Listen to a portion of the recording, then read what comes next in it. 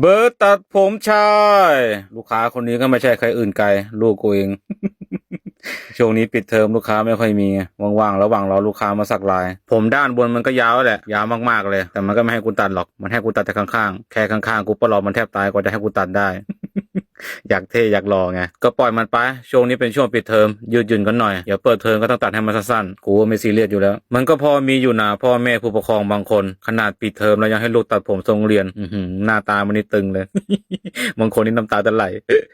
เด็กมันกำลังจะโตไงอยากจะเท่อยากจะหล่อไอ้หนักกว่านั้นก็มีนะพ่อแม่ผู้ปกครองบางคนอีกกลุ่มหนึ่งที่มีลูกเด็กๆเล็กมากๆเลยกูว่าส่วนใหญ่เลยแหละที่อยากให้ลูกหลานตัดผมทรงหล่อๆเท่ๆคงจะลืมคิดไปว่าลูกหลานตัวเองเพิ่งจะมีกี่ขวบจับแบตเตอรี่ได้ก็ร้องไห้ขี้มูกโป่งแล้วปิดดิ้นกันจับกันมือละวันกว่าจะตัดได้แต่ละหัวกูนี่หัวจะป่วนตอนที่กูบอกว่าตัดเสร็จแล้วผู้ปกครองบอกเบิร์ตตรงนี้ยังแหว่งอยู่เลยเอาให้ดีหน่อยเหรอลูกมึงดิ้นซะขนาดนั้นหูไม่ขาดก็บุญแล้ว